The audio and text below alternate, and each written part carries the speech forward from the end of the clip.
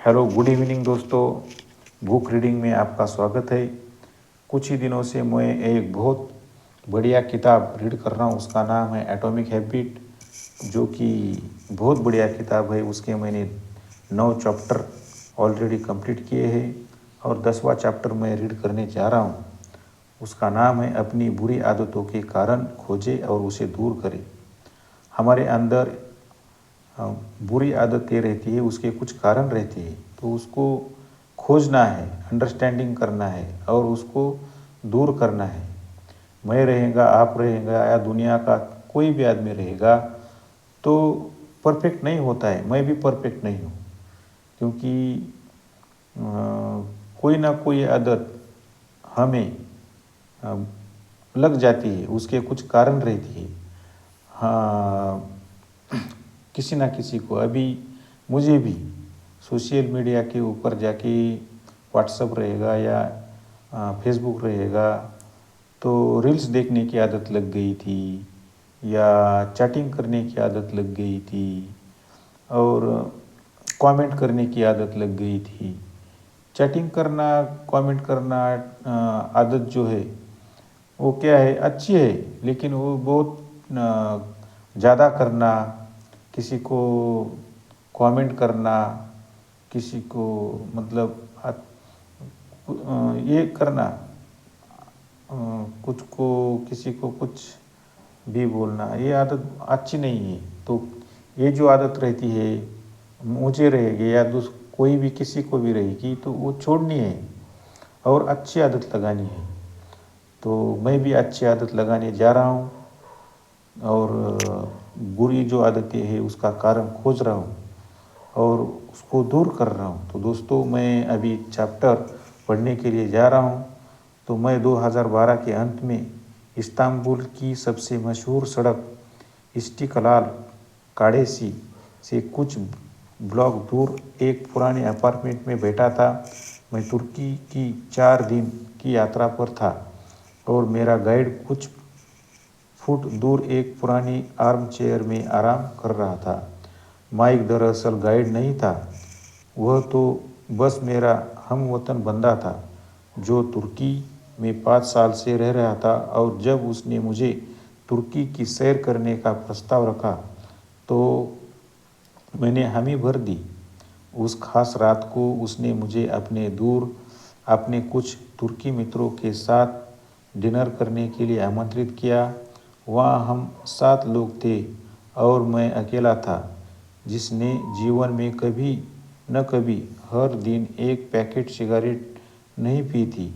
मैंने तुर्की के एक व्यक्ति से पूछा कि उसकी यह आदत कैसे शुरू हुई। उसने कहा, दोस्तों, यह बुरी आदत हमेशा आपके दोस्तों से शुरू होती है। एक दोस्त सिगरेट पीता है, फिर आप इसे आजमा कर देखते हैं और फिर आपको इसी की लत लग जाती है। सचमुच दिलचस्प बात यह थी कि कमरे में बैठे आधे लोग सिगरेट की आदत को छोड़ने में सफल हुए थे। माइक कुछ सालों से सिगरेट छोड़ चुका था और उसका दावा था कि उसने यह आदत एक पुस्तक की वजह से छोड़ी जिसका शीर्षक था Allen Carr's easy way to stop smoking. उसने कहा, यह आपको सिगरेट पीने के मानसिक बोझ से मुक्त कर देती है। यह आपसे कहती है, खुद से झूठ बोलना छोड़ दे। आप जानते हैं कि आप सचमुच सिगरेट नहीं पीना चाहते। आप जानते हैं कि आपको इसमें आनंद नहीं आता है। यह आपको महसूस कराती है कि आप शिकार नहीं हैं। आपको यह एहसास करने की ज़रूरत है कि आपको सिगरेट पीने की ज़रूरत नहीं है। मैंने कभी सिगरेट पीने की कोशिश नहीं की थी, लेकिन मैंने बाद में अपनी जिज्ञासा को शांत करने के लिए पुस्तक पर एक निगाह डाली। लेखक एक रोचक रणनीति बताता है जिससे सिगरेट पीने वाला अपनी लालसा या तलब को मिटा सकते हैं। लेखक सुनियोजित रूप से सिगरेट पीने से संबंधित हर संकेत को नए रूप में प्रस्तुत करता है और इसे एक नया अर्थ देता है। वे इस तरह की बातें कहते हैं, आप सोचते हैं कि आप कुछ छोड़ रहे हैं, लेकिन आप कोई चीज़ नहीं छोड़ रहे क्योंकि सिगरेट आपके लिए कुछ नहीं करती है। आप सोचते हैं कि सिगरेट पीना सामाजिक बनने के लिए ज़रूरी है, लेकिन यह नहीं है। आप सिगरेट पिए बिना भी सामाजिक बन सकते हैं।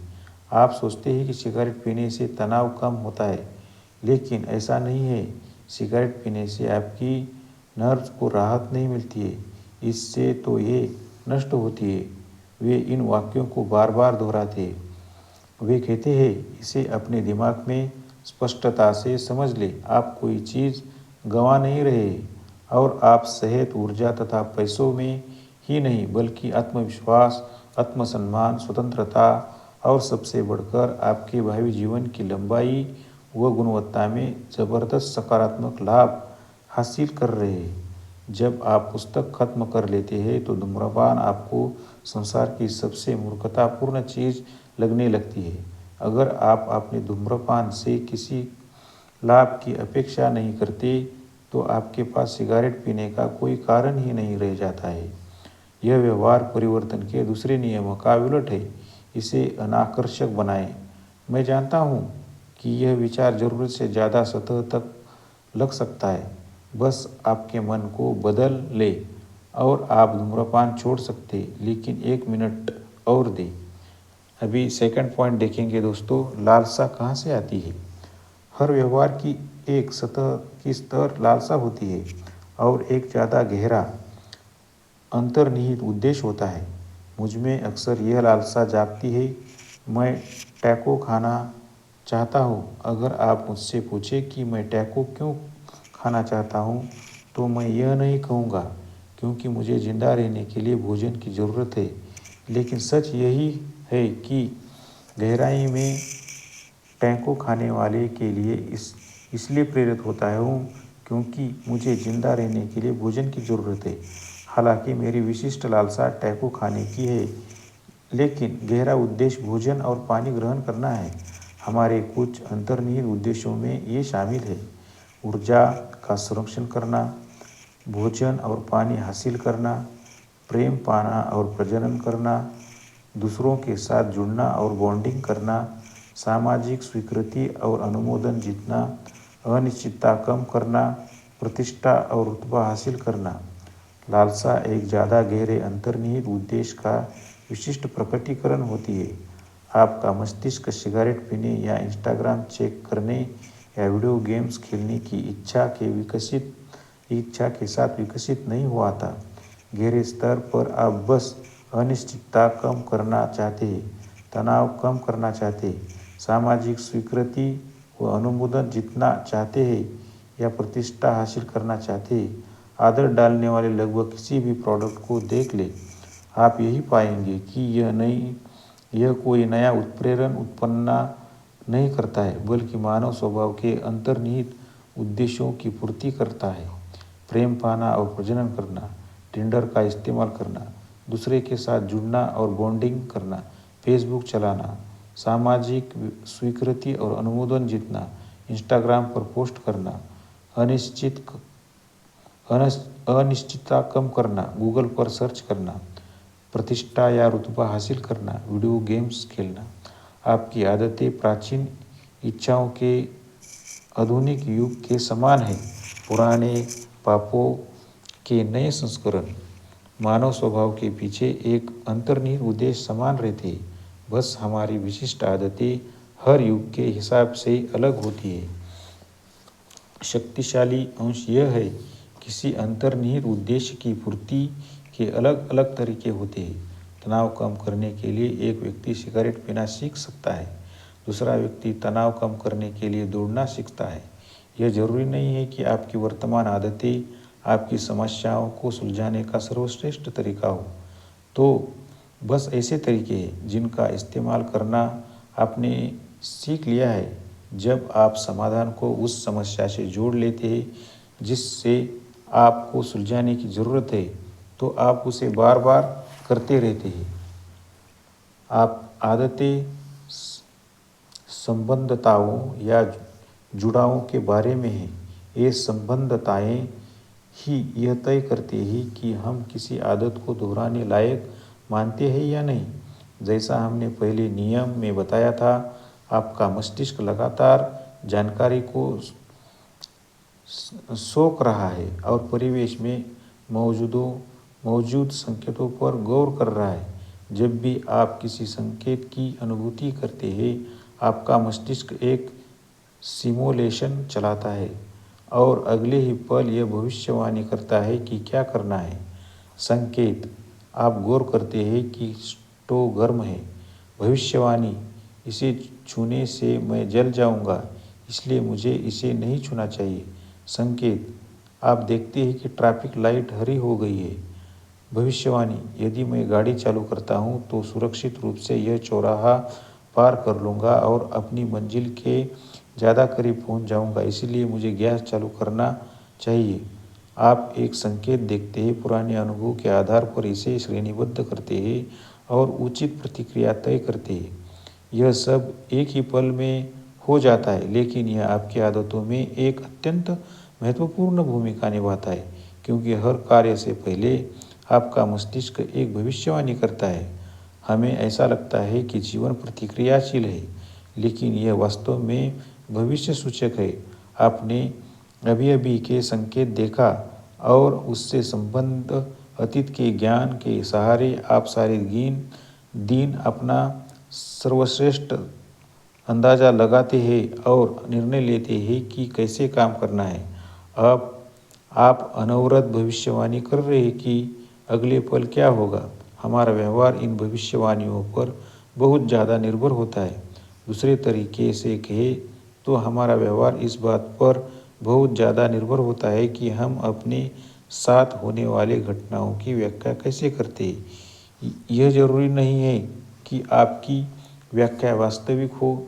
जैसे दो लोग एक ही सिगरेट को देखते हैं और एक के मन में उसे पीने की इच्छा होने लगती है, जबकि दूसरा उसकी बदबू से बिचक जाता है। वही संकेत आपकी भविष्यवाणी के आधार पर अच्छी या बुरी आदत की चिंगारी बन सकता है। आपकी आदतों के कारण दरअसल वह भविष्यवाणी है जो व्यवहार से पहले की जाती है। ये भविष्यवाणियाँ भावनाओं की ओर ले जाती है। जिस तरह हम आम तौर पर किसी लालसा का वर्णन करते हैं। भाव, इच्छा, आकांक्षा, भाव और भावनाएं हमारे अनुभूत संकेतों और हमारे भविष्यवाणी को एक संकेत में बदल देते, जिस पर हम अमल कर सकते। वे हमारी वर्तमान अनुभूति को नष्ट करने में मदद करती है। मिसाल के तौर पर, चाहे आपको इस बात का एहसास हो या नहीं हो, आप इस पर गौर कर रहे हैं कि आपको इस वक्त कितना गर्म या ठंडा महसूस हो रहा है। अगर तापमान 1 डिग्री कम हो जाता है तो आप ठंडक महसूस करने लगेंगे तथा एक और कपड़ा पहन लेंगे। ठंड महसूस करना वह संकेत था जिससे आपको काम करने के लिए प्रेरित किया। आप सारे समय संकेतों की अनुभूति कर रहे हैं, लेकिन जब आप भविष्यवाणी करते हैं कि किसी भिन्न अवस्थाओं में आप बेहतर होंगे, तभी आप कार्य करते हैं। लालसा यह एहसास है कि किसी चीज़ की कमी है।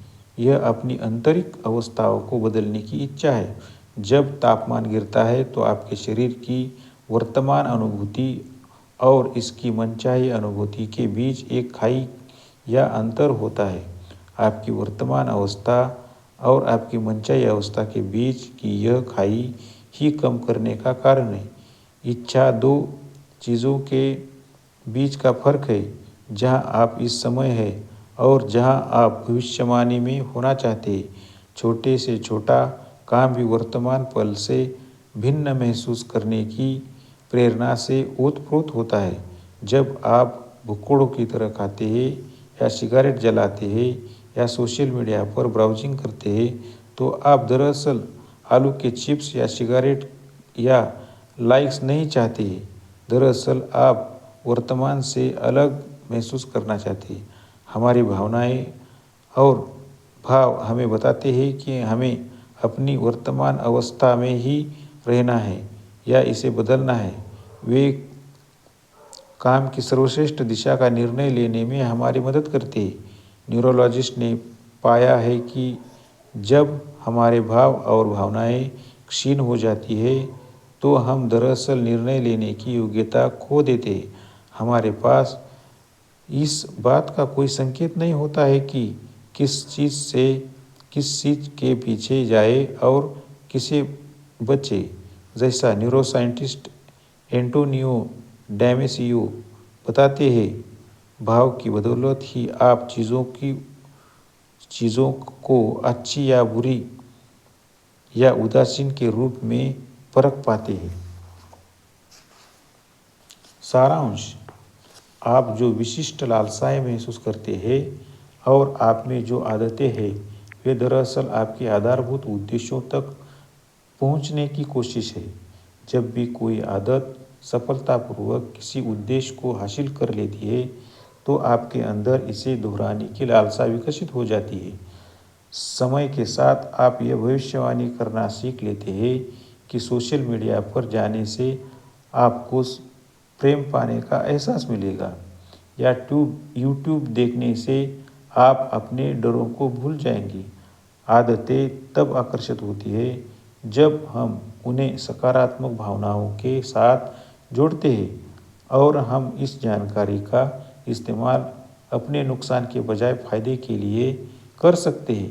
देखिए दोस्तों, आज के लिए इतना ही। कल हम मुश्किल आदतों का आनंद लेने के लिए अपने मस्तिष्क की दोबारा प्रोग्रामिंग कैसे करें, इसके बारे में देख लेंगे। तो गुड नाइट दोस्तों, बाय बाय।